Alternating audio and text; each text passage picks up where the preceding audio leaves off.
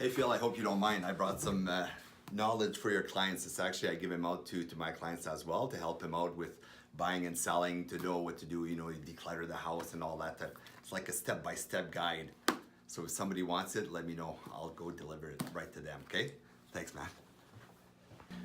All right, so Phil Franchetto, Momentum Mortgage, at 566 Bryan Drive in Barrie. I brought in a good friend of mine, Diane Beauchesne. Thanks for coming.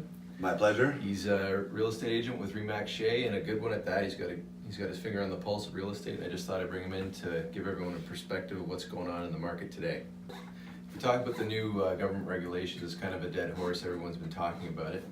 But what have you seen in the market? How has it affected the way people are buying houses, what they're looking at?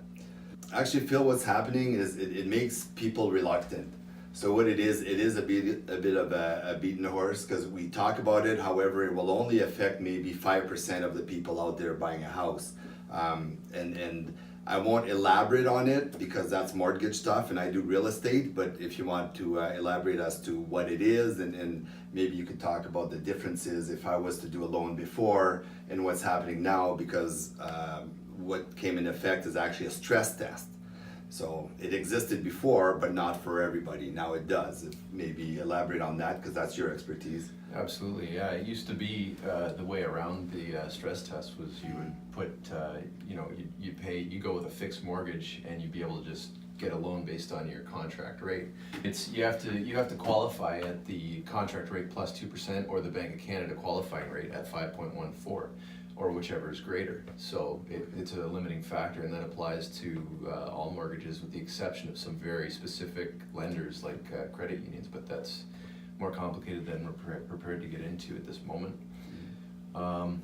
Would it be fair to say, if I was to simplify it, let's say before the mortgage rules came out, and I don't know the numbers for sure, you could correct me if I'm wrong, but let's say I was qualified at a $500,000 mortgage. And then with the new one, so let's say it was at 2.5%. Yeah. All of a sudden now they're adding another 2% for me to qualify. I will pay the 2.5%, but I'm qualified at 4.5%. So the number I had before, and it's kind of rounded out, but if I had a $500,000 mortgage, right now with the new rules, I'd be qualifying for around $420,000. Yeah. Is that a bit? Absolutely. No, it's absolutely, that's what's going on, is it's reducing how far out people can leverage themselves for a mortgage. So people who are already leveraged way out, let's say they maxed out at the old qualifying rates, now they wouldn't qualify for the same thing. So they have to look at a lesser mortgage. They have to reduce their expectations to some degree. Actually, that's making me think about pre-qualification. So I know for my clients, I always have them go talk to an expert, and find out what you're approved for, because if there's something, it's a bit saddening if all of a sudden I'm showing you a $600,000 home, and then when it's time to buy, you find out you could only qualify for $500,000. You're going to be shattered. All of a sudden, nothing's going to be nice anymore because you're in a totally different price bracket. Absolutely. So always make sure you're pre-approved. That's actually the step before you even go out. Maybe have a realtor help you out with what exists out there, to know what to expect. When they're looking at a house, outside of making sure they're pre-approved, what are some measures you've seen or you would recommend to insulate or protect themselves from a situation where maybe they put in an offer and they weren't prepared, and then that whole disastrous situation comes back where they can't get the money? The only thing that comes to mind, and you might have others, would actually maybe look for a co-signer. But that's why I say always go beforehand so that you're not stuck at the end where you found the house you wanted and then you see that you didn't qualify. So it's almost easier to get pre-qualified before, and then if you need a co-signer for just a small amount because things didn't happen or whatever, way easier to find than all of a sudden I need somebody for to back me up $200,000. That means you're not in your price range. For sure. Right? Absolutely, yeah. Co-signer is a great thing to have as a backup in case you find something that might be a little more than you expected. Somebody who's willing to co-sign will definitely help your situation if you're looking at the top of your affordability spectrum, for sure. Other than that, being open to moving money around, like if you have a car loan, let's say, it might be in your best interest, because what we use are ratios a lot of the time to make you fit in the box of a good lender. sometimes your best option might be being open to the idea of, and especially if you're refinancing, to maybe pay off a line of credit from the proceeds of the sale of your home, or to pay off a car loan or any bad debt, especially unsecured. Let's get rid of that with the proceeds from the sale of your home and move on. Okay.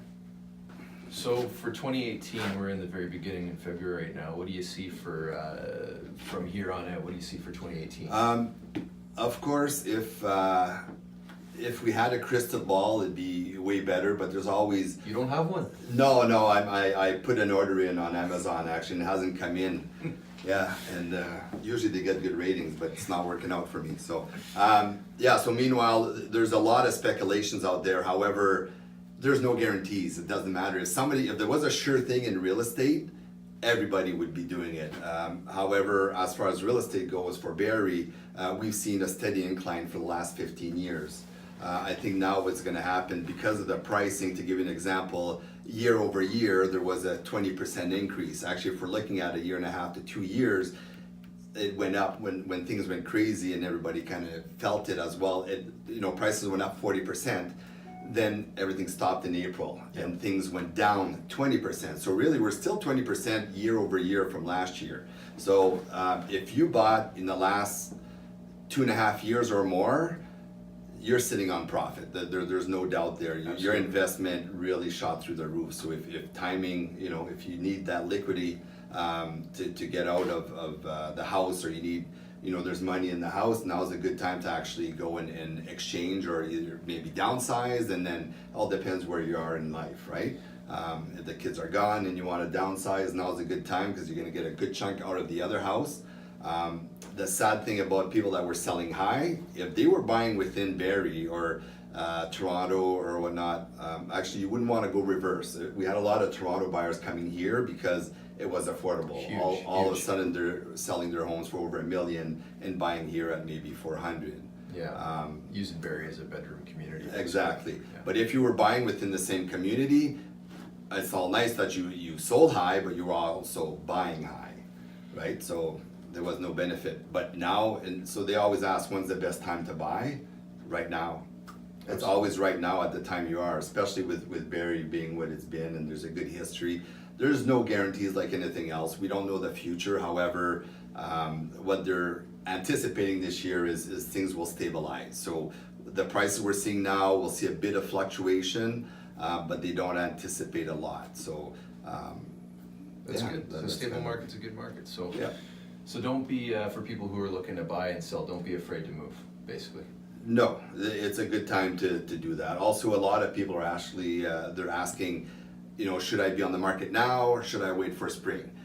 There's good and bad. So what's happening now, I have, the buyers I have on the go, they're serious. They're here to buy. Where March was gonna happen is March, April, or the spring market, there's gonna be a lot of buyers out there, also a lot of competition. So a lot of houses.